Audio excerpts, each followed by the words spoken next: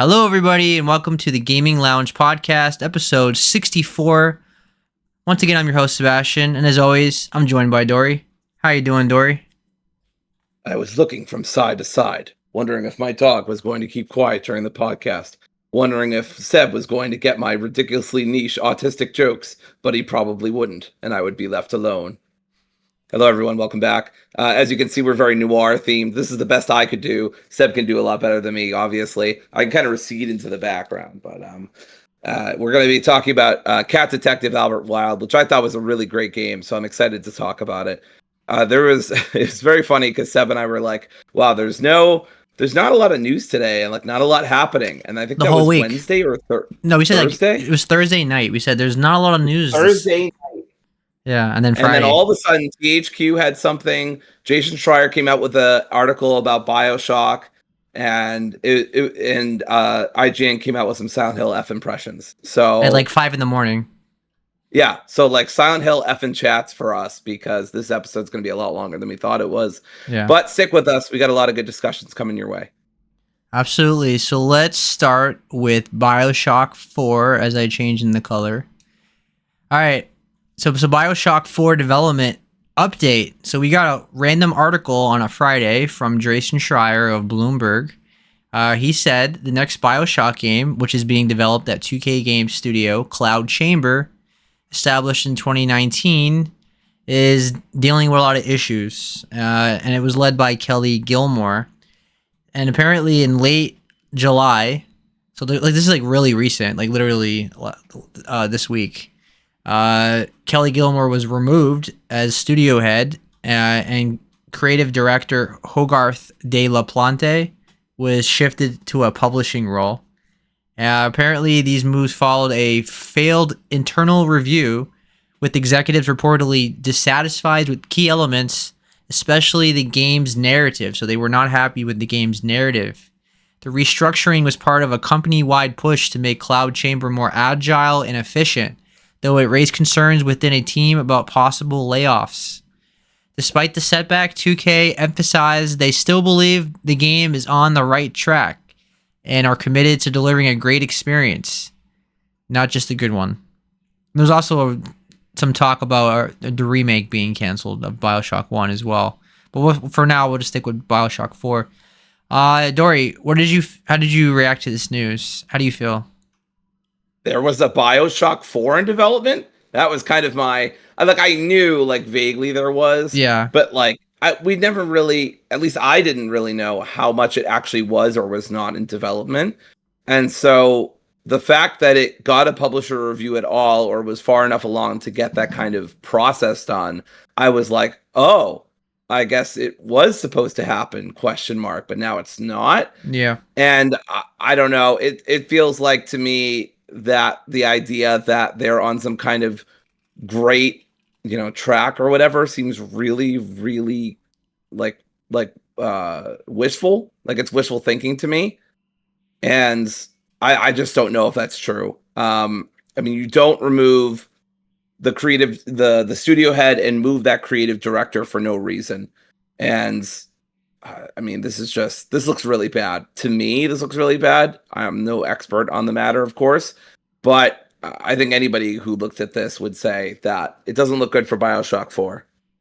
Yeah, I question the fact that executives came in and they were unhappy with the narrative. Like, what does that mean? Like, what part of the story were they not happy with? Like, what were they doing? Was it too political? Was it not political enough? Exactly. I mean, was it unfulfilling? Was it not thematically relevant or appropriate? Like, yeah, I just don't know. There's just not enough details on that, so I don't want to like react like, oh my god, like, I mean, on the surface, it feels like executives stepping in, and usually when executives step in, it ruins the game and it affects creativity. But who knows? Maybe they were doing something that was really like inappropriate or something that was going to be bad, or I don't know. Like, I don't want to react to that, but like overall though, it's not a good look for the game when the director gets removed, pretty much as a studio head. And I don't know, how relevant is Bioshock today? I mean, the last game we got was Infinite in 2013. That was 12 years ago, and that was with Ken Levine directing like the first 3, the only 3. And even that, I remember playing Infinite and not being super impressed by some of the narrative choices towards the end. Mm, There was a lot of reaction to Occupy Wall Street at the time, mm. and it was a very lame centrist message that I think Disco Elysium would make fun of for being like too on the Yeah. nose. Yeah. So Yeah. and boring. So yeah, I just don't know. I mean, I hope Ken Levine has learned a bit in the last 10 years and does Judas a bit more justice than that. Although I still like parts of, I think BioShock Infinite is I still think overhated and underrated. But Yeah. I think. generally Yeah. speaking, yeah, I'm a little concerned here. But go ahead. Yeah. I think Infinite's a really good game. I just think it's not as good as the first game. But the first game is a I masterpiece. agree. I think though, like the first game is like the standard. The second game was good too. It didn't live up to the first game. And Infinite was really good. It just wasn't as good as the first one. So, yeah, I'm more excited for Judas because Ken Levine's doing that. Now I know he hasn't been like he hasn't made a game in like over a decade. So it's hard to say if it's gonna be as good. But that game has its own concerns. When are we gonna release date? When are we getting anything out of that game? Like I feel like I honestly don't even think you need to remake BioShock. Like I've yeah, played it and like the remaster. I haven't played the remaster, but I even played the original actually. I didn't play the remaster. I played it I think right before the remaster came out, or replayed it. yeah, And it looked fine. I don't really think it needs a remaster or a remake. It holds up fine. There's some parts that don't hold up great. I think the final boss fight's a letdown. But I mean, generally, that's really when I think of BioShock and negatives. Besides the hacking minigame and the final boss, I struggle to think of anything I dislike about the original BioShock. All of yeah. it really holds up very well. The narrative, the dialogue, obviously the twist doesn't hit as hard, but whatever. Like, it's never going to hit as hard the second time. Yeah, I mean, it's old enough to be a remake, like to be remade now. At this point, it's been long enough. So I would play a remake. I would be really into a remake. But yeah, it doesn't really need to exist. I think Bioshock still holds up very well, and it's still one of the best games ever made. And I would always recommend it to people who like first-person games. It's really an awesome game, and it's political, and it's a great story and a great like atmosphere. It's like a survival horror game, but not really. It's not. It's kind of a horror game, in a sense. I would consider it outright a horror game, but it has It moments. Yes, it has horror themes. I would say the first hour or so is like Especially, yeah. because of your limited resources and because of how tough the enemies can be at first and how unpredictable and how dark and moody it is. Yeah. I would say it's something of a horror game in like the first hour, but once you get used to it and once you get more abilities and more weapons, I would say it's more of a first person shooter that happens to have some horrific elements. Yeah, I agree with that. The the Big Daddy like enemies are like really iconic, I think, and the Yes. little sisters and all that. I think that's what they're called. And there's like two different playthroughs. You can do a good ending and a bad ending. Like you can like consume the little girls, or you can save them. It was really cool. It holds up. So overall, Bioshock 4, I'm disappointed. Like obviously, like it's not like we don't know much about this game and all that stuff, but I still like Bioshock, and I'd be really into a Bioshock 4. It probably won't be as good without Ken Levine, but I still play it. So it's still not like great news. I'm a little bummed out by that idea, but it's still, there's not enough information to get really upset about either. So I'm kind of like on the fence. But Yeah. hopefully, if things work out, and we're still getting it. 2K emphasized that they're still working on it, and they want to be a great game and not a good one. So it's not getting canceled. So it's not Right. that kind of conversation. It's just they changed directors mainly. All right, let's move on to Silent Hill F impressions from multiple people, but I'm going to specifically grab it from IGN because theirs were similar from the general consensus. All right, let's start with the overview. So as we've talked about on this podcast quite often, we're playing as Hanako. She's a high school student in Japan. There's a fog that engulfed the town. It's in the 1960s. Of course, you explore the town. There's really tense combat with like all these enemies. There's puzzles everywhere. The game is all about atmosphere with the dreaded fog and just creepy alleys, and there's like all these like creepy doll enemies and monster, like let's say scarecrow enemies and spider looking things. And one thing we got out of this too was that the puzzles are very culturally rooted. Like there's a lot of like very Japanese like authentic things like shrine tablets, and there's like the symbolism of the scarecrows and all that. They're all like tied into her like emotional state, and it's all psychological as Silent Hill as you would expect. But one thing we got out of this overview too was that the combat is very melee based. There's a lot of focus on weapons, weapon durability. There's a mental sanity meter that acts as a secondary health in this game, and this focus allows you to have like a slow down counters, but apparently it gets clunky at times. And then they said after about 5 hours, you encounter a grotesque shrine maiden boss that you have to test your timing, your dodging, and your ability to counter. So from the overviews, Dory, what did you get? What did you like and what did you dislike about Silent Hill F? Yeah, I mean, again, love the atmosphere. If you don't love the atmosphere in a Silent Hill game, it's probably not a good Silent Hill game, right? Yeah. But love the atmosphere. Love that it's taking place in Japan, and think that the monster designs in particular are really, really cool. The scarecrow enemies, the couple of larger enemies that we saw. But if anything, I came away with a lot of concerns about this. Now, I'm not saying it's going to be a bad game. I'm just saying, I feel like I've said this a lot lately.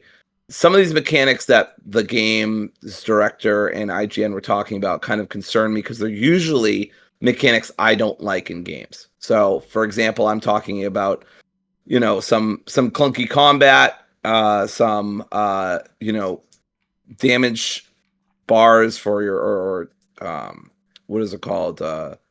Basically, your weapons can only take so many hits before they break. Durability. Some of the what's that? Durability. Yeah, durability meters.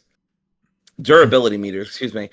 And some of the bosses are inspired by like Souls games. Like it's not a Souls fight, but like especially on like higher difficulties. Yeah. Some of those bosses apparently are super challenging and take like an hour. And I'm sorry, I don't play Silent Hill games to be stuck on a boss for an hour. But you can also turn down the difficulty at any point, I presume. So that's, not a huge deal. But yeah, I don't know. And the last thing also is that there is going to be a sanity and stamina system. Yeah. And again, neither of these things are things I like in video games. So I actually came away with this more concerned than I was before. Now, I'm not saying that they can't do any of these things right or that it's an inherently bad thing. It's just a lot of stuff put together that doesn't appeal to me as a gamer. I don't usually like stamina meters, or if I do, I like them to be, fairly forgiving. Yeah. And like even Skyward Sword, which is, I think a great game. A stamina meter is one of the worst things in the game. It's really annoying. So yeah, I don't know. I left with some concerns. I still like a lot of what I see, and I'm a little less on the day one train if I was before, I don't remember, and more on I'm going to look at reviews and see how it goes throughout the game, because they played about 5 hours, IGN, so they got a decent look at it, but I want to see, are there a lot of those boss fights? Is the durability meter like a big deal? I know what you're going to say. You're supposed to run away from a lot of these enemies anyway, so that's fine, but I just know that sometimes they're going to force you to fight enemies, and in those moments, I'm wondering, okay, how does the durability meter live up to expectations? Yeah, like generally, I would agree with you in most games, but in survival horror, I don't mind weapon durability as much because obviously they want you to be careful, run away from enemies. They don't want to make the game too easy where you can just smack everything with a crowbar and it's like you just fly through the game. But at the same time, I do worry that it's going to be an annoyance because it usually is. So I'm kind of on the fence with that weapon durability topic. Like it could go either way for me. But the panic meter, or like fear meter or whatever, like that's a cool concept to me in a survival horror game because it's been done before, and when it's done really well, it's really cool, right? Because maybe like they mess with your mind, like you don't know what's real and what's not. Like that's a cool concept, right? Like it's psychological horror.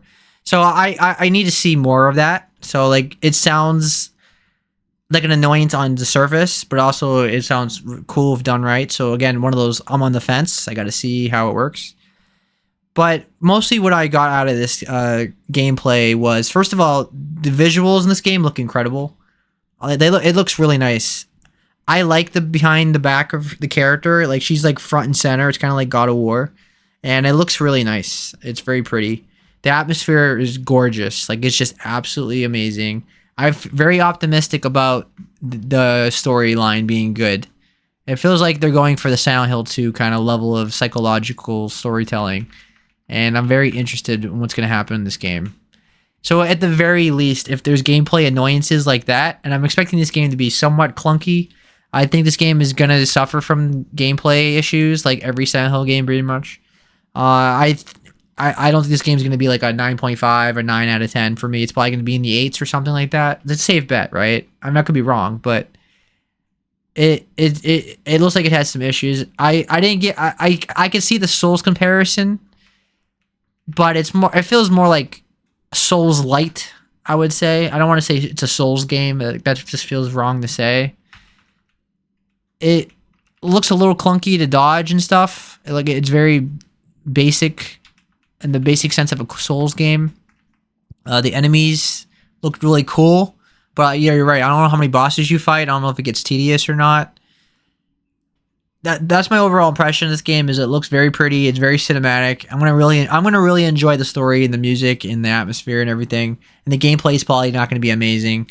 And then ultimately I'm gonna end up being like a 8.5 or 8 out of 10 kind of game for me. I don't know though. That's just what I was getting out of it. It just it's a Silent Hill game, right? I feel like that's about every Silent Hill game where like this everything about that game, those games are awesome.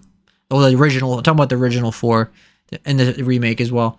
That they were really great in every area except for the gameplay. The gameplay wasn't bad. It just wasn't amazing, right?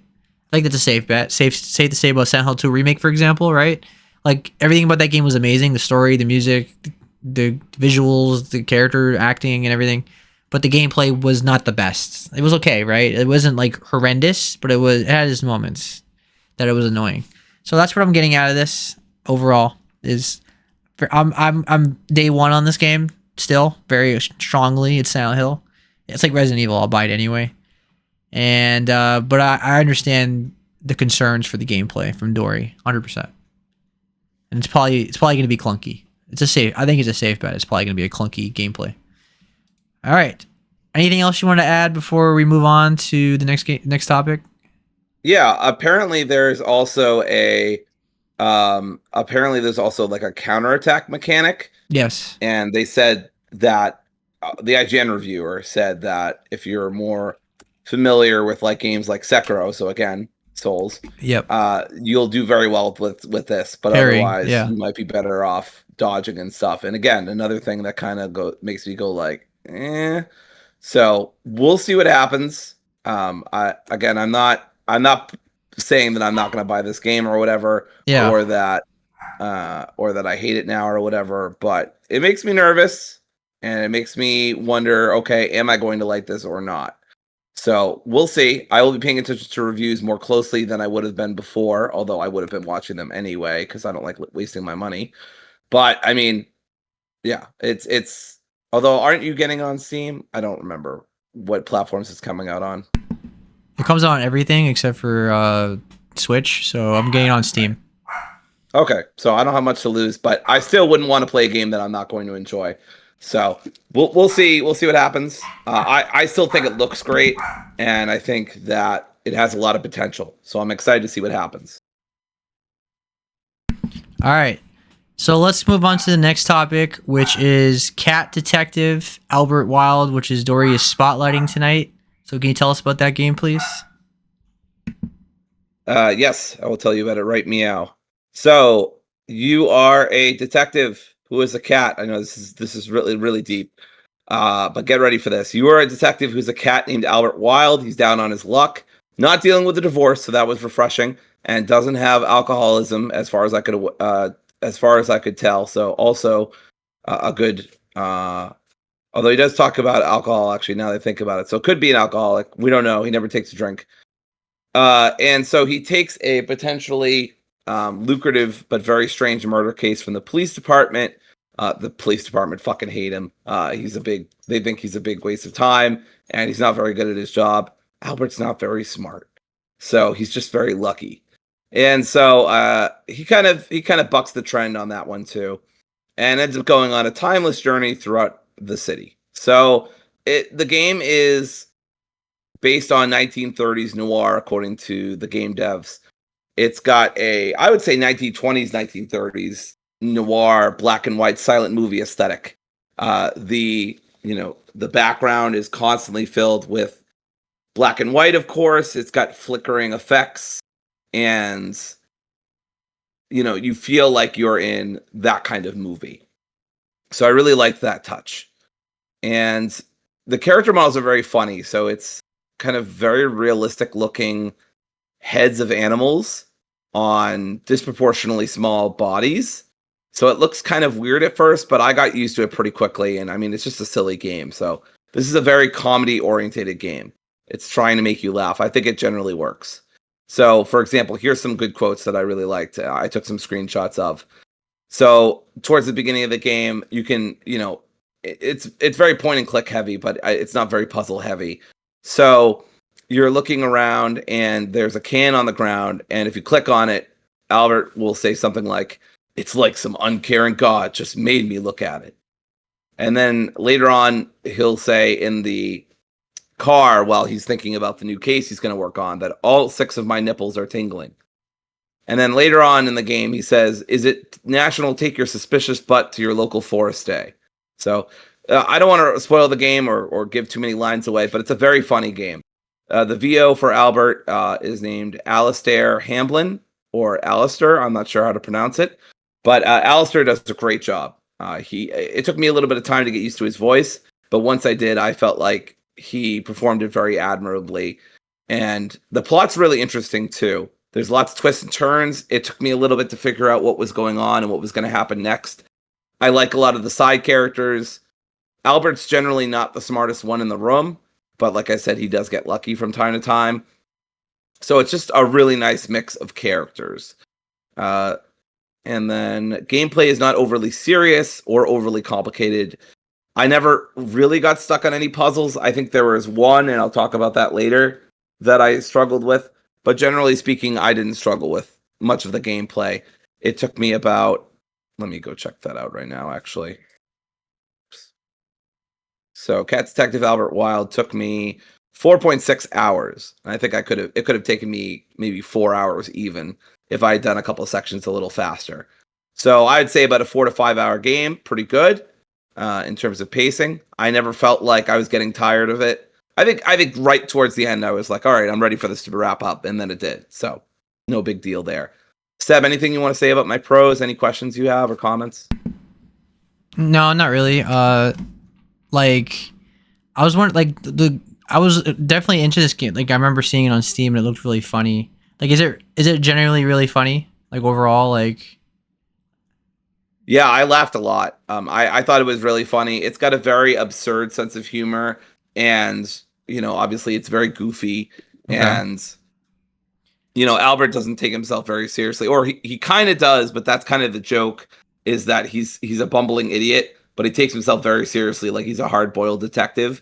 So there's just a lot of lines that are very good or very ironic, and it's just very well written in general. I think a lot of the characters are very funny. Yeah, is it naturally funny, or is it like does it try to be hard? Does it try too hard to be funny sometimes, or just like natural? I think I was gonna get into this in my cons, but I'll say it now. I think later in the game, sometimes it becomes a little too focused on being funny and not focused enough on actually telling a good story. Yeah. But I think that's in the minority of the time, and I think that's only a problem later on when the game's really trying to give you a big lore dump, because sometimes it's just like, you feel like you're clicking on your mouse for like a good minute or something before the conversation's over. And there's no voice acting besides Albert. He's the only one who gets a voice actor. I guess that could be a negative for some people, but to me, it made him really stand out. And the voice actor did such a great job that I didn't mind. So. And this game is mostly point and click, from my understanding. Yeah, it's first person for the most part. There's a couple of sections that take third person, and I thought they were okay. Again, we get kind of into one of my few negatives. My dog and I are playing.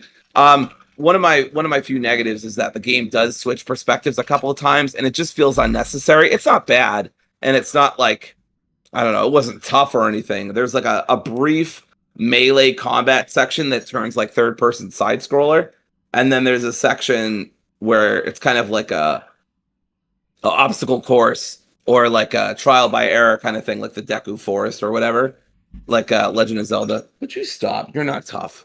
But anyway, so yeah, there's a couple of sections like that are, I believe a little hit or miss for me. But generally speaking, the game is really good. You said there was When some trial and error, like in this game. Yeah, there's a part towards the end where you're running away from the main antagonists of the game, and I mean the game basically says that you should try to memorize this, or you should try to you should take a picture or something. And I just didn't do it because I was like, oh, I'll remember it for later, or I didn't understand what they were asking me to remember, and I didn't understand, I didn't see how important it would be. I thought they would like call back to it and I would get some kind of hint for later so that I wouldn't have to like literally go back and take a screenshot. I will say some of the some of the checkpoints too are not super great. I mean, it's not like a big deal because you almost like nothing almost ever happens to Albert in terms of like combat or whatever. Yeah. But it did get a little annoying the few times like something did happen, but again, not a big deal. Now you said in the notes that this game lacks like detection, or like is there like lack of like what do you mean by that? Like detective work? Yeah, detective work. Yeah, I was trying to say that I saw this from one of the very few like negative reviews, so I wanted to call it out. If you're expecting like a cork board and like or a mind palace or something like that, like there's nothing here like that. It's just talk to people, go through all the dialogue, find various clues, which are all basically laid out in front of you or vaguely hidden, and then just go through the motions. Like it's very linear. It's very story driven, which is fine by me. I don't care. It means I get lost a lot less often and I can follow a lot better. So that's not a big deal to me. I just included this because I know at least some people will probably be annoyed by the fact that, there's not more diversity in gameplay or not more, it's very linear, like I said. So there's not a lot of branching paths. You can get a couple of different endings or options towards the end. And I didn't really see how that resolved because I didn't want to.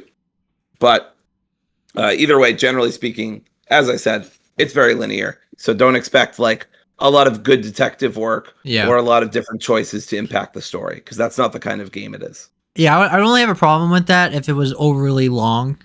Like if this game was like a few hours long, then it's not a big deal, right? Like it's just a fun little narrative experience. And this game, you said, how long did you say this game was to beat? It took me under 5 hours. I would say, again, if I had done a couple of the sections better, it would have been probably closer to 4. Yeah, that's a good time for this kind of game, I think. Like if it was over 5 hours, I would think it would start to drag if the gameplay wasn't holding. Like because the gameplay is very simple. I think that's perfect. Right. 4 to 5 hour indie experience and have fun. You could even say that it's perfect. Yeah. So anyway. Your overall thoughts to wrap it up. It's on my top 10 now. I think it's in my top. I don't remember. So it came out this year. It's in my top 10 now. So it came out this year. It did. It came out early this year. It came out, I believe, in January. I want to say. So it's, let's see, what number is it? Yeah, it's in my top 10. Bottom half of my top 10, so to speak. But still, I thought it was really good. It actually knocked out Tony Hawk, so rest in peace, Tony Hawk. And it's a great time. I think if you like comedy adventure, if you like a good noir story, if you like anthropomorphic animals doing silly things as I do, I think you'll really enjoy this one. So I recommend people go check it out. I thought it was a really great game overall. If you don't like walking sims or easy point and click games that don't have very challenging puzzles, you'll probably be bored and don't play it. But otherwise, despite some later game issues with some of the gameplay changes and some of the overly lengthy conversations. I thought it was really, really good. Awesome.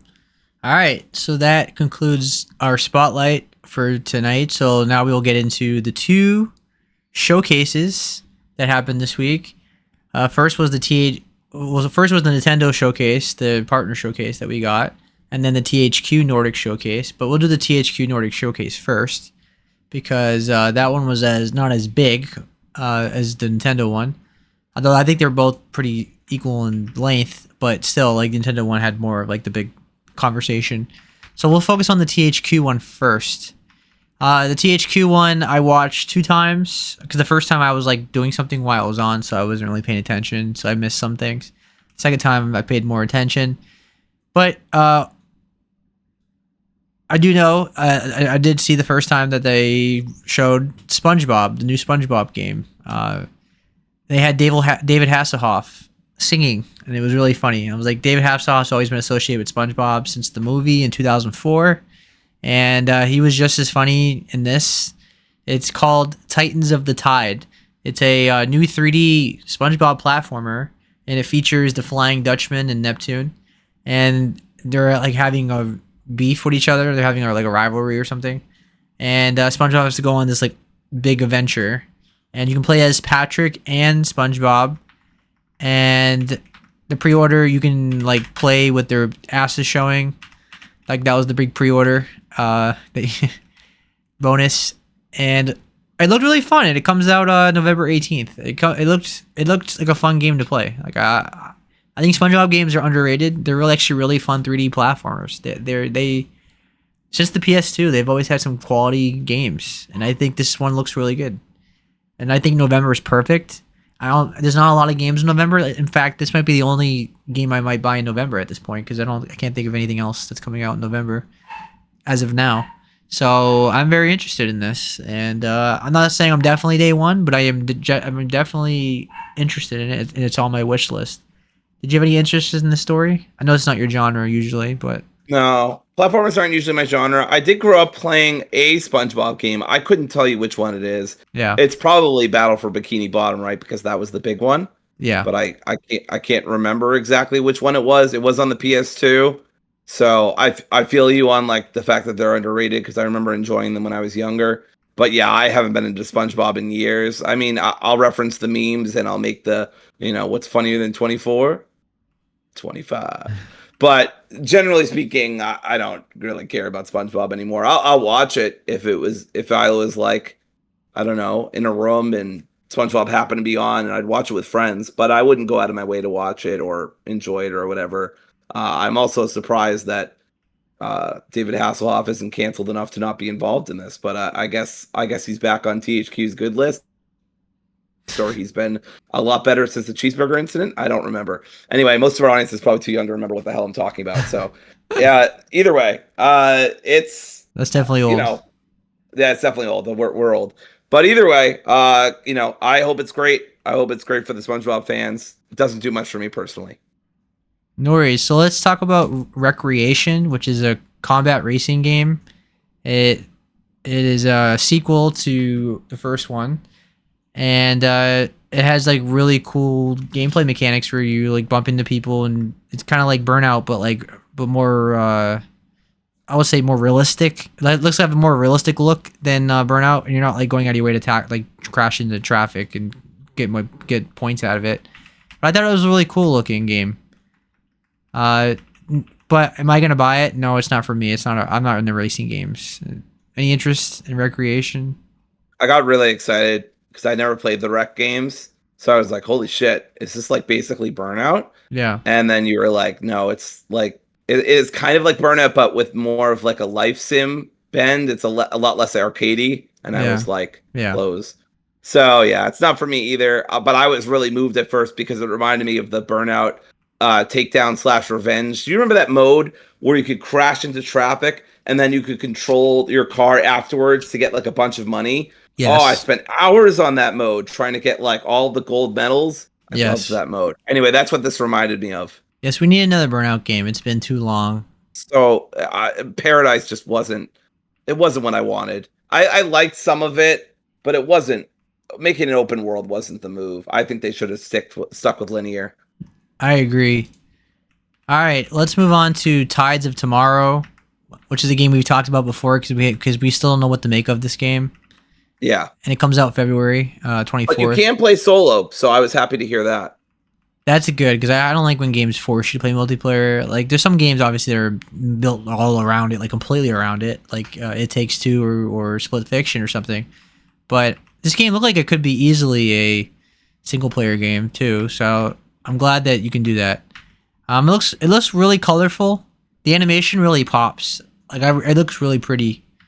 No, there was a lot of like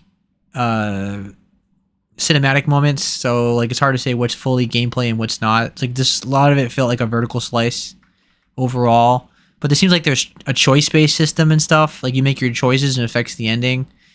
And the world looked very interesting. It looked like water. It kind of reminded me of the movie Waterworld in a way, like a colorful, like animated Waterworld. I'm interested in it. I think we saw this at the State of Play, I want to say, a couple months back. Yeah, that sounds right. Yeah. And it comes out February 24th of next year. So I got my eye on it. It's in my wish list. And that's pretty much it. But do you have any interest in this game? Like, I don't know, maybe. That's like exactly. It has all of the Dory traits that I look for in a game, right? It's got multiple choices, consequences. I like the cel shaded graphic novel, comic book-esque vibes here. Yeah. And I like the people who are doing it because I think I like Road 96. I don't remember. But either way, I remember playing it. Not Road 96. What was it? I don't remember. I thought it was called Road 96. But either way, Road 96. I remember. Yes, it was Road 96. I thought I had it in my Steam library, but I guess I don't. But either way, I remember liking that game, and I think I went through it once and enjoyed it. So, I don't know, trepidatiously interested, but not enough to like put it on a list. You know what I mean? Yeah. All right. Okay, so I confused Recreation with Wreckfest 2, which are two different games, apparently. But Wreckfest 2 is the one I was talking about, which is the sequel, which is a combat racer. It's like a derby game. You tackle each other and things like that. Recreation seemed like something you make, maybe. Yes, that was more of a level editor. Yeah. So that was just maybe it was the same kind of series. I don't understand why Recreation isn't just a mode in Wreckfest 2, but okay. Yeah, is that the same series, or is it just like a coincidence? Yeah, it's the same series. They're just branching off because they want more money. They're Mr. Krabsing it up at THQ. Gotcha. It was kind of confusing because they put them on different parts of the show. There's a couple games in between. So that threw me off too. All right, Sacred 2 Remaster. I never played the original, so I would didn't look anything for me though. I don't know. Like, I don't remember this game, so I'll keep my. I don't remember this game. It doesn't look very good. Even as a remaster, the models look really bad. Yeah. I don't know. I love a good action RPG and I love fantasy, but this didn't move me. Yeah, I didn't have nothing to say on that one. Now, the next game really interested me, which was The Eternal Life of Goldman, which I've talked about before, interesting me. And it's awesome because it's like a platformer, a 2D platformer, but it has like Cuphead kind of cartoon animation. And it apparently has a very deep story that I'm very interested in. Like, the whole world and the narrative is really cool. I'm so into this game. It looks really fun to play. The trailer of this game was very unhinged. Whoever was acting their ass off.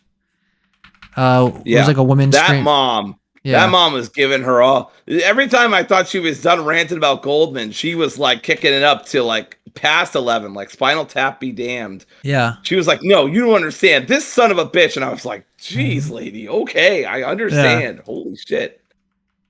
So I could tell that this game probably won't be for Dory because like it has all the elements that you usually don't like, right? I'm so sad it's not going to be for me. The puzzle solving. Apparently. Yeah. Yes, it has puzzle solving, precision platforming, but it looks so nice. Yeah. And I love like it looks like it has like a heavy focus on narrative and story and consequences and stuff. So I like that. Yeah. But it looks fucking gorgeous, but I don't like precision platforming, and I think I get really frustrated. Yeah. But I'll pay attention to reviews. But it's not on my list. But I am regretfully interested. I'll see how tough people say it is. Yeah, I'll get it on Steam, so you can always try it anyway. Yeah. Did they say there's a demo? Is there a demo out yet? I don't think I will check right now, but I don't think that they said anything like that. I don't remember there being a lot of demos out Yeah. on the showcase in general. I don't recall. No, there's no demo. No. Yeah. So all it says is wish list now, and it's coming to everything. So it's coming to every platform. Although it doesn't say Switch 2. Apparently it's not just an adventure game, but it's also a Metroidvania, and that makes me want to play it even less. Well, I've seen people say it's... Is it a Metroidvania? Because I've seen people say it's not. Like it's more of a platform. I don't know. It's popular user-defined tags for this product, so the users could be wrong. Yeah, because you know how tags in Steam are not always accurate. Because anyone can do that. Anyone can edit the tags. Sure. It has to be approved and everything, but usually it's not always accurate. Yeah, if it has like backtracking in it, then yeah, it's a Metroidvania as well. But like Metroidvania elements is the best way to describe it. It's kind of like the Messenger, where it's like I would say the Messenger is a platformer because it's mostly platforming, and then there's Metroidvania in the second half. So I still wouldn't call it a Metroidvania though. It's not like Ori, for example, where it's purely Metroidvania, or you know what I mean, Castlevania, Metroid kind of thing. All right. Titan Quest 2. Which I was surprised you were interested in because I didn't know you like these top-down action RPGs usually. Like, well, I mean, it depends on the top-down RPG, right? Because I love Baldur's Gate 3, right? And that's a top-down RPG. And well, it's a CRPG. This is an action RPG. Right. Well, I don't know. It reminded me of Baldur's Gate, and I liked the graphical style. Sure. Like I said before, I'm a sucker for a good fantasy game too. It's in early access. I did like this comment that was like, why is this multi-million-dollar corporation releasing things in early access? Why isn't it just finished making the game? Like, early access makes sense for indie devs and publishers. It doesn't make sense for THQ Nordic. But anyway, I digress. It looked cool, but once you said it was like Diablo, I was like, oh, okay, I guess I got the wrong kind of read on this game, and I'm like, I'm less interested. It's exactly like Diablo. I mean, it has the exact same health UI, like the health bars, like exactly. I haven't played enough Diablo to recognize when a game looks exactly like Diablo. I think I played Diablo 3 once with Kim for 15 minutes, and then yeah. Well, Diablo's like the standard. I mean, it's the most premier franchise in that genre. I mean, obviously people soured on Diablo 4, but you get what I'm saying. Like historically, Diablo is like the ARPG. I was doing little fucking kicks in the air when they released a DLC that referenced greed. I was like, man, the memes that people are going to make based on this, so good. But yeah, it's an early access and it looks cool. I'm not in the mood to play. First of all, I just played an ARPG, like an indie one, so I'm not really in the mood to play this kind of game right now. And then like I have Path of Exiles 2 and Diablo 4. So can I get into another one? I don't know if I can do it. So cool. It's cool. Maybe I'll play it when I'm in the mood, like on sale or something. What I love about ARPGs is they're really good handheld games, or like a laptop game. Like they're really good, but like just to play like on the go. I can't play it at work though because you usually need online to play them, and I can't play them. But still, they're good. They're good. They're fun games to play for like a little bit. So, but they're very grindy, especially the end game. Like these are like MMO kind of games where like you can't just play it casually if you want to get like really far at the end game. You have to like really grind and stuff. So, all right. Did you have anything to say about the Guild? It was mostly live action. No. I thought the trailer was cool with the acting and everything, but this is not my kind of game at all. Like building simulators, just not my thing. Nah. Yeah. All right. Then we had, I believe this was the Gothic 1 remake. Gothic remake. Yes. So the Gothic remake, which I've never played the Gothic games. I know of them, but I am familiar like what they look like and how they play, but I just never played them. First of all, the original 3 games are coming to console, which is cool. They didn't say that for the Steam PC because it's already on PC. You can play all the games on Steam. They're like $5 each. And I thought the gameplay looked fun. It kind of reminded me of Dragon's Dogma too, like that kind of like camera angle, the kind of gameplay, third person action, fantasy setting. Kind of, I want to say more on the. Nah, I don't want to say dark fantasy. It's probably regular fantasy, like Elder Scrolls kind of thing. I thought it looked cool. I thought it looked really fun to play. It's my kind of game. I'm not saying I'm day one or anything, but I'll probably play this next year at some point. What'd you think of Gothic? Yeah, I mean, this was one of the couple of games that actually got my attention. Yeah. I thought it looked really cool. I didn't like you. I didn't grow up playing the Gothic games. Maybe it wasn't my genre, or I wasn't aware of it, or Yeah. whatever. But it looks really cool. You can do a lot of spell casting. Dark fantasy is a neat subgenre of fantasy that I also enjoy. So yeah, it says early 2026 for the release date. They also Yeah. announced a bunch of Gothic classic games. It just kind of looked like Oblivion, but with like extra dark steps. So, well, Yeah. maybe not so much Oblivion because there's a lot of third person combat too. But you know what I mean. Yeah, the world, like the way the armor looks and stuff. I mean, Right, it's right. fantasy in general, but like it, there's something there's like a gray coloring to it that gives it like an Elder Scrolls look. I don't know how to explain it. It has that vibe to it. But it's fantasy. It looks great. And it looks fun. That's what I got out of it. Like the gameplay looks fun. Yeah. I mean, I'm not saying the gameplay looks incredible. Like there's some choppiness to it. Like it's a little clunky, like from what I'm seeing. But but it doesn't matter because it looks like it's fun. So, I'll probably get. Let me fix my mic. All right. After Gothic, we got Reanimal. Reanimal, the people that made the original two Little Nightmares. As I've said, I've talked about this. THQ Nordic owns Little Nightmares. Excuse me, I'm sorry. Little Nightmares 3 went to a different developer. They went to Supermassive Games. So the Little Nightmares devs went to THQ Nordic to make Reanimal. So this is like a spiritual successor to Little Nightmares. This is basically Little Nightmares 3 without being called Little Nightmares. Is the best way I can describe it. Because it's the same exact gameplay. The only difference is that it looks like it has more of a budget and it's bigger, a lot more cinematic. The monster design, there's like animal monster designs in this one, and it looks really, really good. I mean, this is my most hyped game of the showcase, as I've been hyped for this game since I've seen it, and this is obviously day one for me. I mean, it's literally Little Nightmares. I mean, you have the two co-op partners. They're solving puzzles together. You're getting chased by big monsters. It has the creepy atmosphere. It's exactly Little Nightmares, just without the name. So we're getting Little Nightmares 3 and we're getting Little Nightmares 3.5 basically. No, Dory, I know you liked you played Little Nightmares and you didn't like it very much because you don't like you don't usually like platformers, but puzzle platformers especially. Yeah. Yeah, it was really bad for me. It was really a bad experience. The game wasn't really bad. Sorry. Yeah. It's a beautiful game, and the ambiance is amazing. And I think for people who love that genre, I completely respect and understand why they would like it so much. But for me, these kind of games, they're just so slow. I didn't like Limbo or Inside either, and like beloved indie class. And it's not that I disliked them. I just thought they were okay or good at best. And Yeah. like for genre fans of the genre and people who love indie games, that's like sacrilege. We were talking off air about The Messenger and how people think like that's one of the best indie games of all time. And like similar to like Inside and Limbo, they're good games, but the gameplay just doesn't interest me that much. It doesn't like the best I could say when I was playing the original Little Nightmares enhanced version was like I was kind of bored. I was like I just kind of keep moving forward and things keep happening.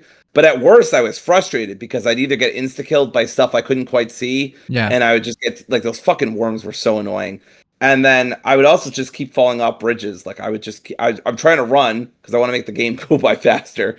And the little kid's like, well, let me just fall off this bridge. And yeah, it was just really annoying. I tried to give it a shot. I think I gave it about an hour of my time. And I was like, this just isn't for me. I'm just frustrating myself.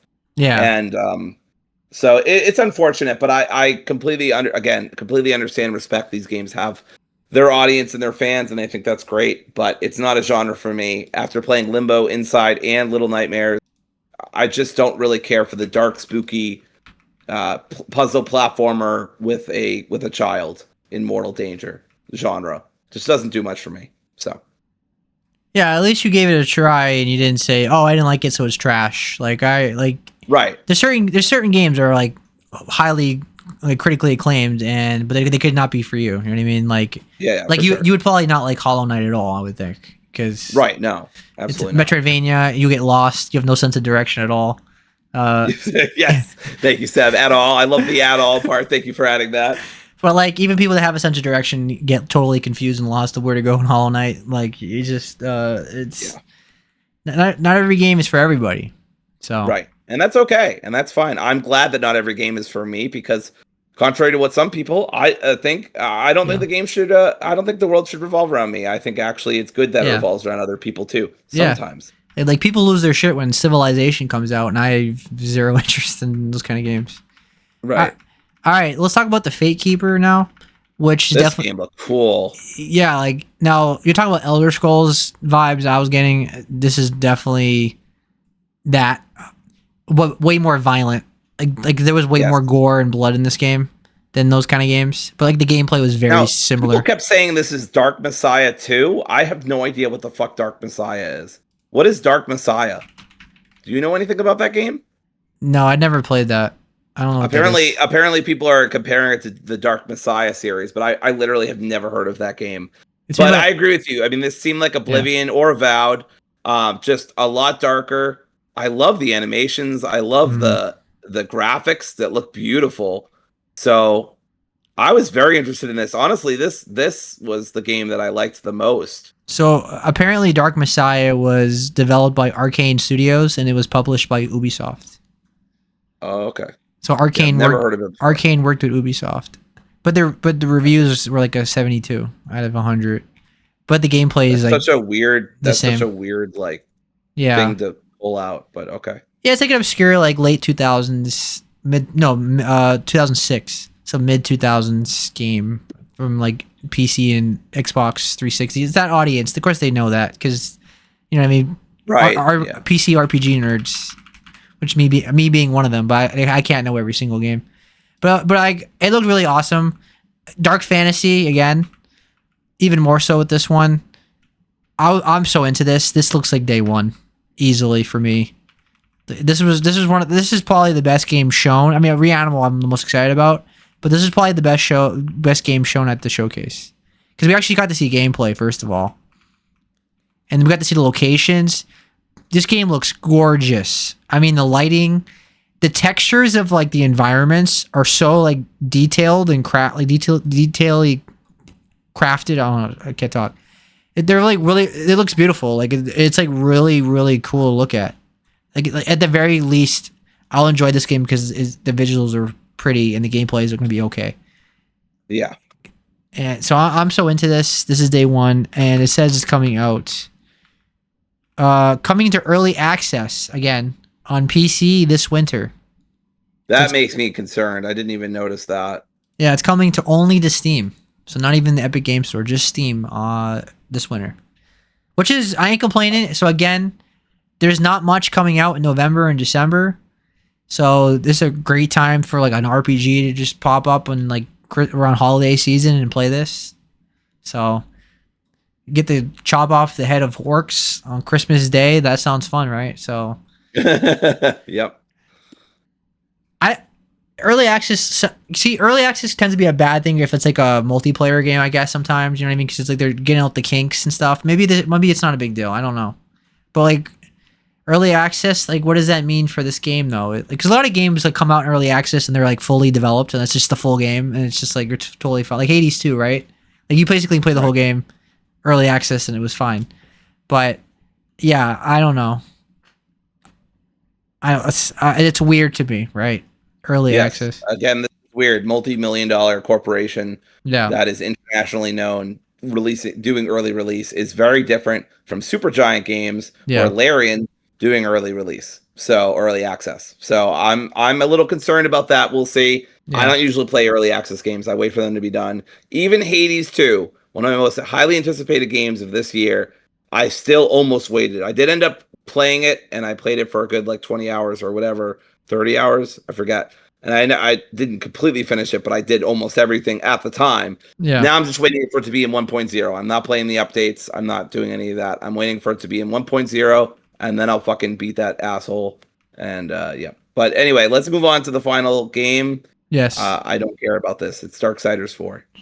Oh, okay. Well, that's a good way to start. Last game. I just want to be clear. I do not care. I never played any of the Darksider games, so I have no reason to be excited. I'm not saying they're bad games or people shouldn't be excited. Just that I don't personally care. So if I don't seem excited or like, oh my god, holy shit, that's why. Well, good thing is I'm excited because I really like Darksiders. I think it's a really good franchise. I like there's a mix of gameplay in all of them. Like the first two are like God of War clones in a way, like the original God of War, and then Darksiders 3 is more of like third person combat. So we don't know what kind of game this is going to be. All we got was a teaser, a CGI teaser, and it looked cool. Like it looks, I'm very into it. It says wish list now, which I did. It's coming to PlayStation, Xbox, and PC. At first I was like, what's the title of this game? Because it says Darksiders, and then it had like 4 lines behind it. So I was like, is this 4? Or like, or is it just called Darksiders? But apparently it's called Darksiders 4. Yeah, I'm really like it wasn't much to go on because it was just like a little teaser, but it looked cool, and I'll probably get it. So that's pretty much all I'll just say about that.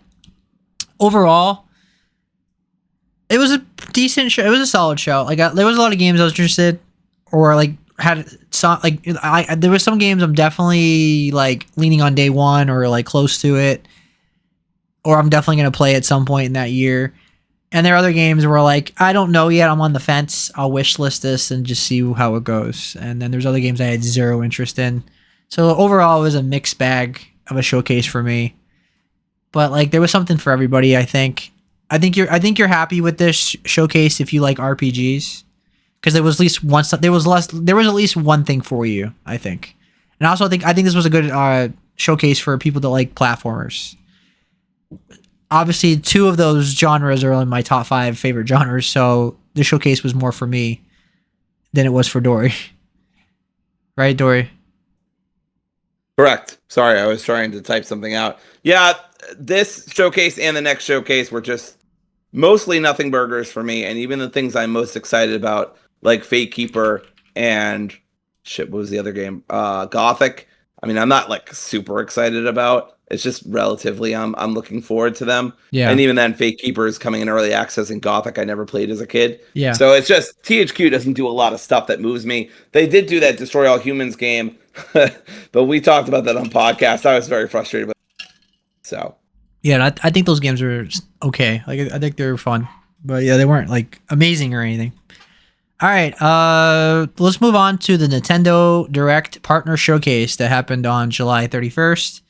And I was really enjoying this show. I'll say that. I really enjoyed this Nintendo show.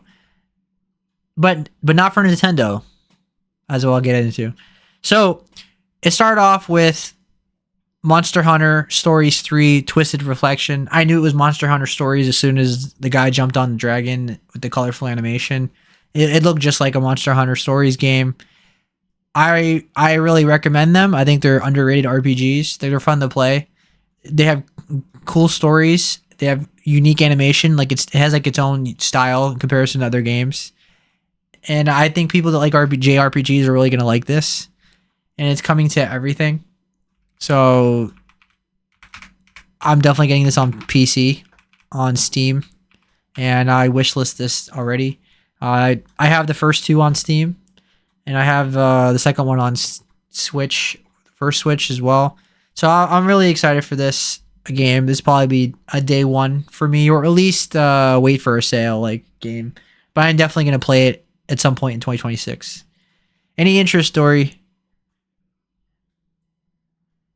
sorry, muted. No. Nope. Okay. I'm going to say this a lot today. I'm very sorry to be like the negative Nancy of the show. Dev's all going to be like, this showcase was great, and there's so many cool things. I'm gonna be in the corner, be like, All right. cool. What about Once Upon a Katamari? Any interest in Katamari? I played Katamari Damacy, which is such a fun word to say, by the way, when I was a kid, and I remember liking it. But as an adult, I can't say this really interests me a ton. I don't think the gameplay loop would interest me as much as it would have when I was a kid. I really liked, the weirdness of it all, Yeah. but the weirdness of Katamari Damacy doesn't really. I've seen a lot of weird shit in the last 20 years, so I think I just don't think it appeals to me as much as it did when I was younger. But again, in the core gameplay loop is just collecting a bunch of stuff, making a big ball, and I don't know. I'm like, whatever.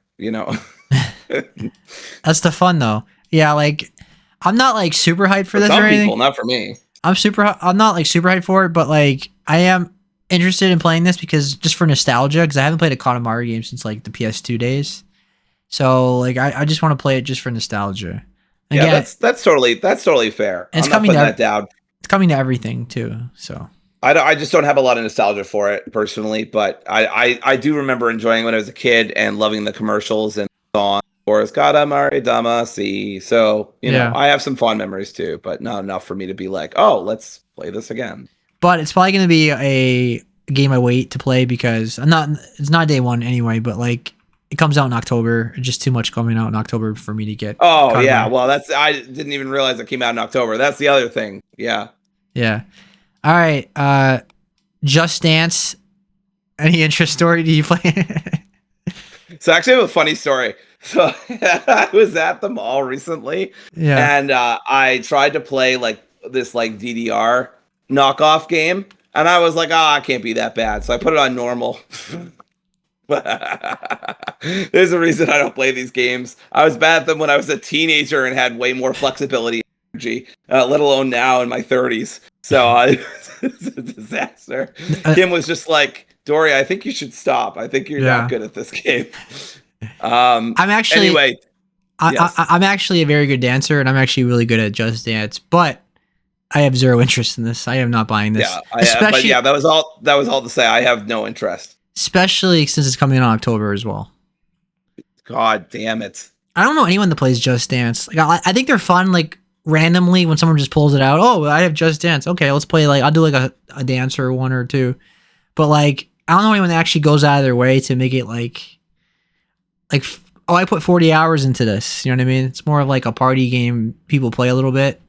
But I guess people buy it because they keep releasing Just Dance games every year. So there's a market there, I suppose, somewhere. But I've never met these people.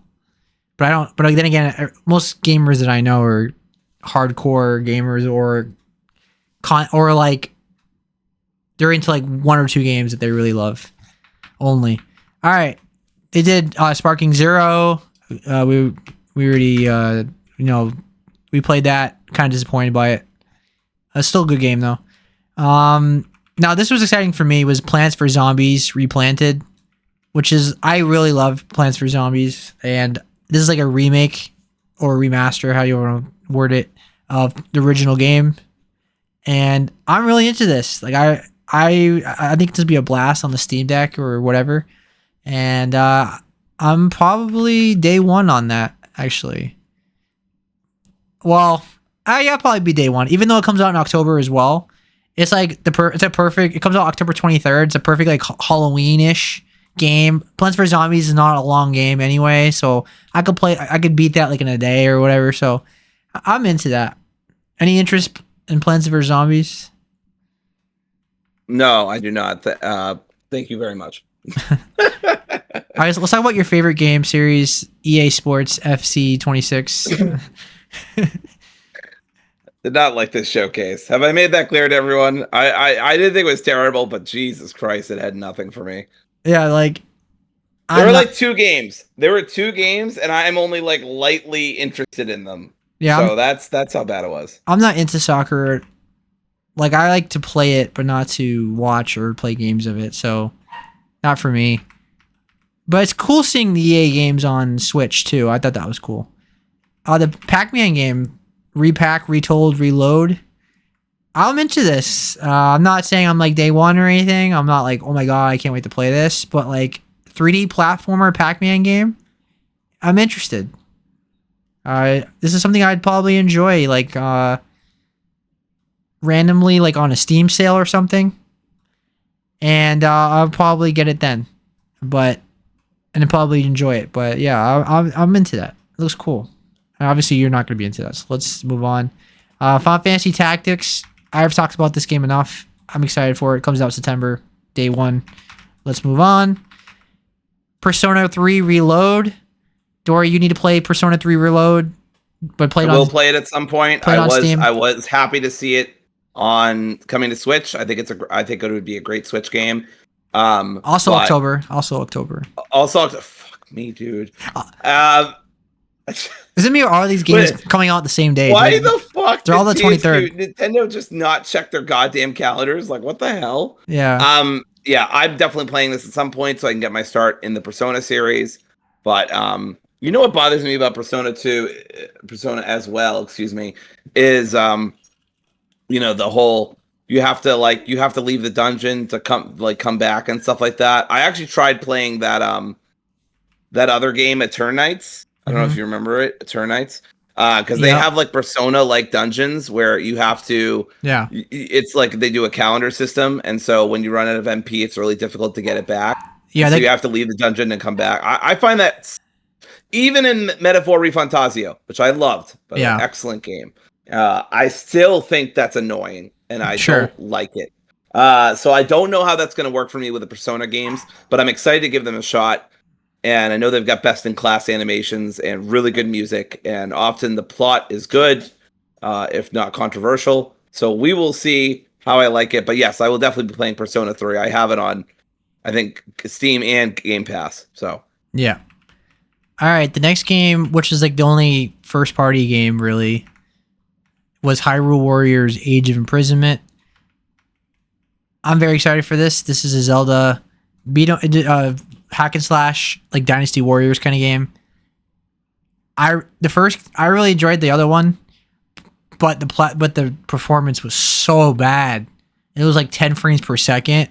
But now that the Switch 2 is much better and the performance is gonna be really fun, I'm into this. This is definitely a Switch 2 game I'll get.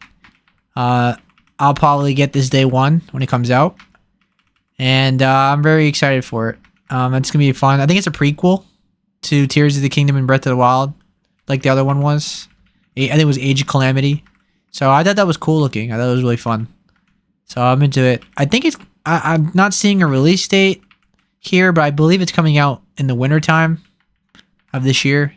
So this feels like a November, December game. It's a perfect time for this kind of game for me. All right.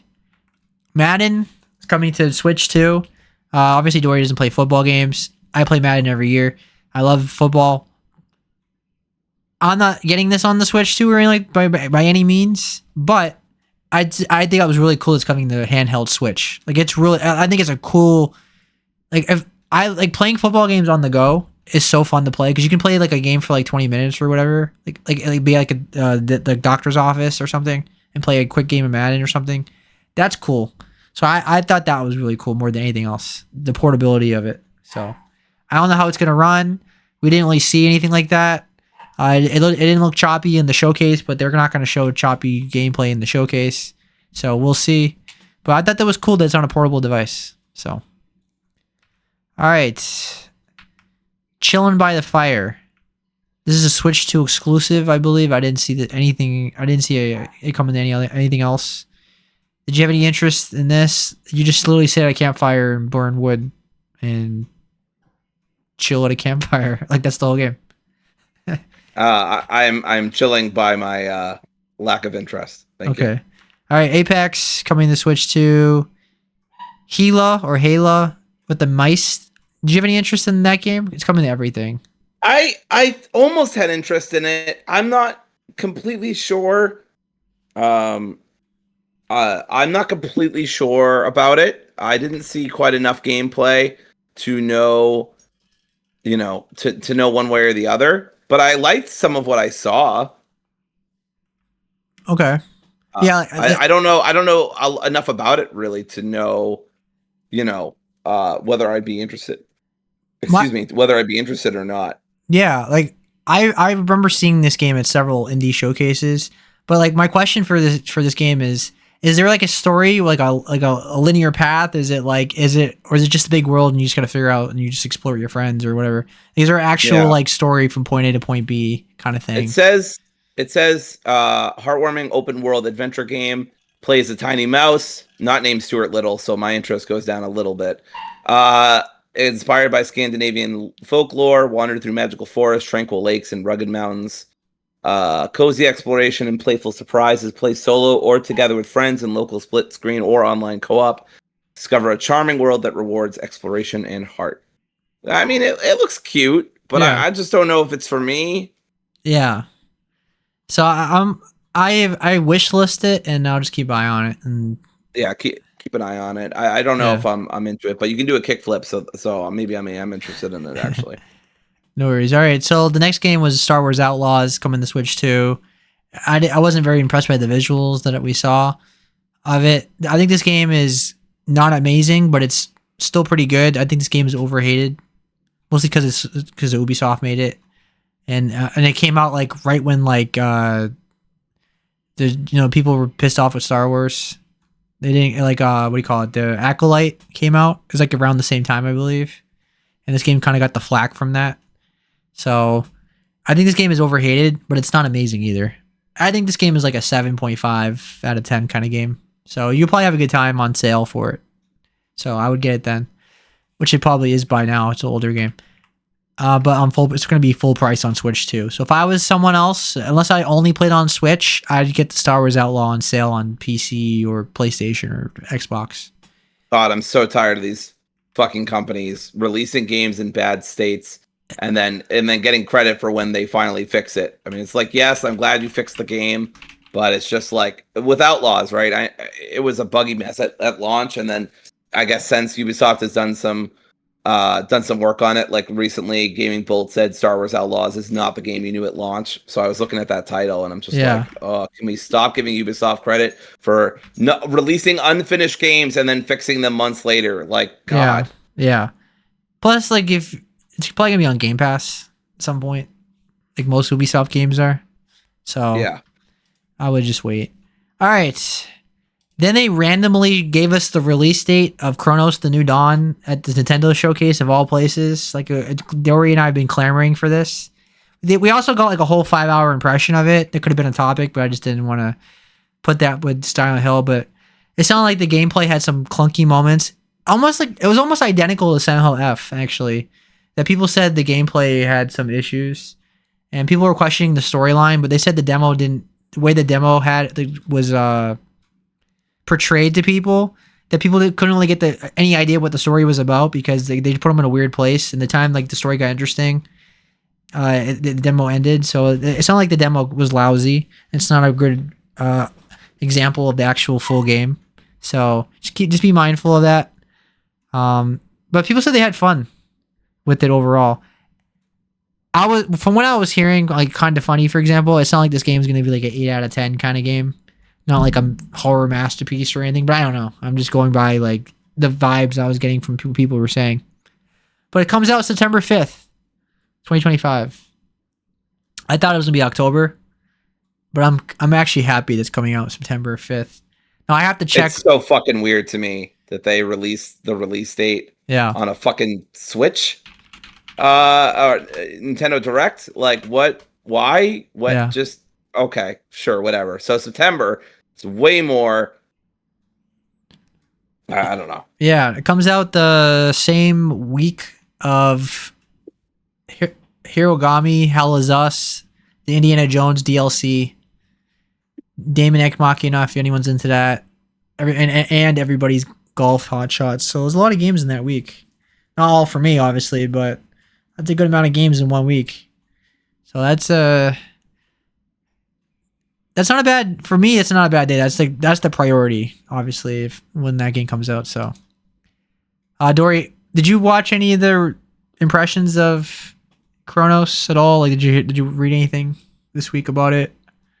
Yeah, I did. I mean, about like how the gameplay works and stuff like that? Yeah, like people's impressions. It was like mostly Yeah, I positive. mean, It was mostly positive. I Don't get me wrong. it was mostly positive. Yeah, I think the only thing was the IGN reviewer said that some of the combat scenarios could be pretty tough because resources are very limited, and melee feels like an afterthought. So it's really up to you and your guns. But I mean, I'm okay with that. Why is it always the case with these kind of games? It feels like, right? Like melee's always kind of like just thrown on there, and it's always ends up being clunky. Like Dead Space is just shooting, and people love it. So I don't know. Sometimes you don't need to have melee in a game, but I don't know. We'll see. I can't judge it until I play it myself. All right, let's move on to Yakuza 1, Kiwami 1 and 2 coming to Switch 2. Obviously, I'm not getting this on Switch 2. I already own these games on PlayStation and Steam. But if you have a Switch 2, these are great games. I don't think they're as good as Zero, because I think Zero was like the best in the series until like the recent one. But it's still really good games, and I recommend it. Dory, do you recommend? Do you ever play Kiwami 1 and 2? I know you played Zero. I have not. I kept meaning to play it. I played Zero, and I played some of the side games, and of course, I played the 2 newer turn-based RPGs. But I've never played Kiwami 1 and 2. Okay. Yeah, I recommend it. You'll probably get to it at some point, I think. But yeah. I think down the line, I'll do it. Yeah. Okay. Then they gave us like really quick montage of indie games. There was a Goodnight Universe, which was like you're playing as a baby. So like I don't know, is it first person? You're slapping like a drone with your baby hands and stuff. So that was weird, interesting. Comes out November 11th. Then they gave us NBA Bounce, which I thought it was really cool. It was like NBA Jam, but like with little kids and mascots. That might be a fun online game to play with people. So I'm interested in that actually. And then they showed Hello Kitty Island Adventure, which is Dory's favorite, game. And yep, super excited for it. Cozy games. Just love me some Hello Kitty Island Adventure. I think people really like this game. Actually, have I mentioned how much this showcase wasn't for me? By the way, I do want to apologize. I'm being so relentlessly negative about the showcase. I wanted something from it, and what I got were like 2 games that I was like, maybe about, So for me, this was like one of the worst showcases of the year, just relatively. Just killing the vibes. I know. I'm very sorry. I'm very sorry. Just fine. All right. Well, a lot of these games were like whatever for me. Romancing Saga, Shinobi, Art of Vengeance. I'm excited for that game, but I'm not getting that on Switch. Borderlands 4 is coming to Switch too, but not until October. So it's coming out after the other versions. Then we got to the last 2 games, which were really exciting, both from Square Enix. The first one being The Adventures of Elliot, The Millennium Tales.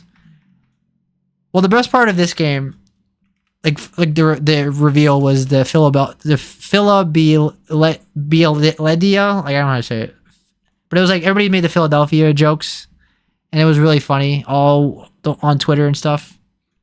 It was like people were doing like Fresh Prince of Bel-Air. People were doing. I did It's Always Sunny in Philadelphia. It was really it was the funny reaction. But the game itself is real-time combat. It's a 2.5 game, which I think these games they're starting to get more common now. Like they're getting popular. I think they're gorgeous. It's a great mix. I mean, if you like Octopath, you're really gonna like this. And this is not even turn-based. This is like action RPG, like in real time. I'm so into this. It's not even funny. I mean, it looks like really fun to play. It's real-time combat. You can switch weapons. You can play the demo now. It comes out next year on everything. It's a Switch 2 exclusive if you're on Nintendo. But it looks great. You play as Elliot, and you have a fairy companion named Faye. What did you think of this game? Any interest? Yeah, this is The Adventures of Elliot, right? Yeah. So I'm very excited about this. I'm not very excited. I'm very interested in this, is what I meant to say. It looks cool. I love the style. I love how like it kind of harkens back to those older days of RPGs, even if I didn't play them back then. Love that it's action RPG, which kind of feels like it, mixes things up a little bit. Yeah. I think in general, this was one of the games I was the most impressed I'm trying to The Adventures of Elliot. Yeah, The Adventures of Elliot. Yeah. But this game and the next game are the ones that looked best to me. Yeah. But yeah, HD 2D action RPG. I liked fucking Philip Bedelia, Amelia Bedelia bullshit. And Born and Raised, where I think I Playground, made I up like spent a most of my parody or days. something like that. What's Yeah. that? But Yeah. Playground when I spent most of my day. Like people made a lot of Philadelphia jokes because it's Yeah, absolutely. there's no way they didn't. I don't know if it's intentional or not because it feels like it's just so close to it. It's like there's no way it was not intentional or Japan's Yeah, really that. by the way, I love Philadelphia, so I'm excited to explore, the fantasy equivalent of it. So yeah, you got bows, you got swords, you got chains and sickles. There's some boss fights, inventory. I mean, the game looks really cool, so I'm excited. I don't. What platforms is it coming to, Seb? Everything except for Everything. Great. It's coming. The only thing is it's Switch 2 exclusive. So if you have a Switch 1, it's not on there. But I'm getting it on Steam. So Yeah. all right. Yeah, it looks All right, great. I will add it to my. Yeah. I'm really excited. The only thing with these games is that it's very story dependent. So if the story doesn't hit, the games fall off a lot because they're very narrative heavy. And speaking of narrative heavy, you also have Octopath Traveler 0, which was a really pleasant surprise because not only is it a prequel to the other Octopath games, but you actually get to create your own main character. Like you can actually fully customize your main character and name that character. So that was really awesome. I was really into this. I think this is why people really like the show because it ended on such a great surprise and people really like Octopath. And you basically in this game rebuilding your hometown, and you can recruit over 30 characters, and you engage in like HD, 2D, 3D combat, like with a whole giant row of characters at the same time, which is Octopath Traveler 2 did a bit as well, especially in the final boss. So I'm so excited for this game. December 4th is a perfect release date for this game because November and December just really didn't have that much. Usually November for me is like a backlog month where I catch up on the new games in time for our top 10 list. So it's a perfect time in December. It's a safe bet. Octopath Zero will probably be in my top 10 games of the year. If it's anything as good as the second Octopath game. So I'm very excited for it. Any interest in Octopath? Yeah, I still haven't played 1 or 2. I saw that you recently added 1 to your Steam library. Yes. So I'll be checking out 1 and 2 someday, but I'm not ready to make that leap right now. Yeah, no worries. They're definitely time commitments. They're like long games. And they're very narrative heavy, right? So you have to be in the mindset you're going to be reading a lot and listening to dialogue a lot. And you have to get in the world and stuff. They're very narrative driven because you play as different characters. Like you play there's a sections where you play like you're only playing as the one character, and then they all overlap. I mean, Octopath, right? Eight paths. Yes. I know how it works. Yeah. So they apparently, by the way, The Adventures of Elliot, and I'm sorry if you said this earlier and I just missed it. Sure. But it comes from the creators of Octopath and Bravely Default, so that's part of why it looks so good. Yeah, it's the same exact. Like it looks exactly the same. Like right. Yes. Also, Bravely Default is a great series you should get into as well, Dory. But there's so many. Yeah, I have that on my I have that on my Steam library, I believe. I want to say that I do. I have it on Steam too. So if you so that's what I'm thinking about. So. Yeah, that one's cool too because it's turn based, but like because a cool mechanic where like you can sacrifice 3 of your turns to do more damage. But like if it doesn't do anything, you pretty much screw yourself over because you get hit like 3 times. I can't find Elliot on Steam, but I'm sure it's coming there eventually. It's not on Steam. I can't find it on the store. So I mean, I could have sworn. At least it didn't come down in the drop down menu. Maybe. Let's see. Yeah, it's not there for me. Elliot. So the whole title was The Adventures of Elliot. 2 T's or 1? 1 T. 1 T. Okay. Yeah, it's not there for me. Yeah, it's not on Steam yet. Oh, okay. But either way, yeah, Octopath looks cool. I'm not big on making your own hometown or whatever, rebuilding your hometown. That part would kind of made me go, eh. But over 30 characters is a lot to balance. Although I've seen RPGs recently do 100 characters, so what do I know?